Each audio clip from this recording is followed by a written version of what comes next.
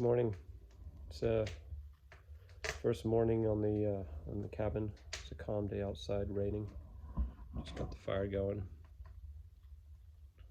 It's got pretty nippy here in the night. And you know, when you go away, you always forget one thing. Well, this time I forgot my earplugs. Not the end of the world. Oh, I'm tired, guys. I'm tired. I read my book. Gotta say, this book I'm reading it's not an easy read. It doesn't flow. I don't know what I think about it. I'll power through for a bit. And then I did some breathing meditation or breathing exercises before bed. Went to bed about 9:30, 9 o'clock, something like that, and read for another half an hour in there. And turn the lights out. It's pitch black out here. And then I lay awake until 3 o'clock, 3:30, at which time I reached over and grabbed the lorazepam, which I have not been taking and not wanting to take. And the guilt that goes along with that is a bummer. I hear in one ear one of my sister's voices just say, fucking take it. Doesn't matter. But I also know that it's so highly addictive and you have to keep taking more. And it doesn't actually, it gives you an illusion of a good sleep. It doesn't really give you a proper deep sleep.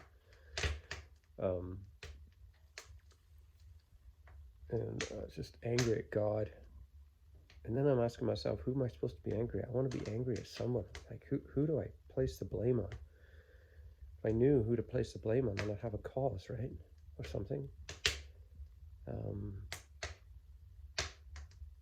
And I don't rate, I mean, I just lay there, and people say in sleep apps or magazines or books or whatever, the teaching always goes, get up out of bed if you can't sleep, and don't be in your bed because your bed's a place of sleep. And I don't know if they hear this all the time, but I'm just so tired that I'd rather just lay there in a warm,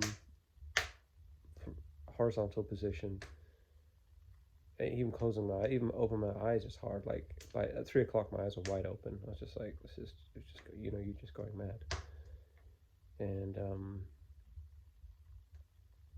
so yeah, I probably went to sleep at 4, and then I woke up around probably 6 or 7.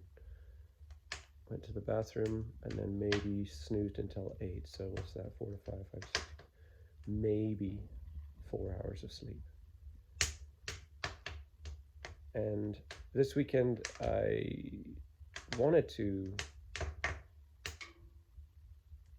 can't find a needle in a haystack, right? I can't.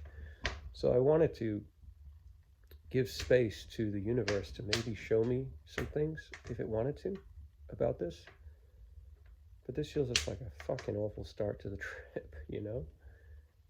I'm out of energy, I'm low, I'm feeling shitty. It's like, awesome, day 1. And I can't help but have this undertone of like anger and blame. Like I can't blame anyone else except God. And then I'm thinking last night, well, if God doesn't exist, which he might well not, I'm not convinced. Man, I'm getting old. If God doesn't exist, then then I'm screwed. Like, who do you blame? You can't blame anyone. Like, then maybe it's better to pull God out of the equation and figure out what else is the problem. So I know that in one of these podcasts I've heard that talked about when you come home with your problems, like, your problems, you define you. I can't quite say it, so I'm not going to say it. I don't know. I'm just so sick of this being the topic of conversation. My wife's going to text me in a bit. How did you sleep? I'll tell her, and she'll probably feel rough for me and probably feel exasperated with the situation too, and maybe start to retract a little bit, like mentally, just a little nuanced kind of retraction, just because you just get tired of it. We talk about something different.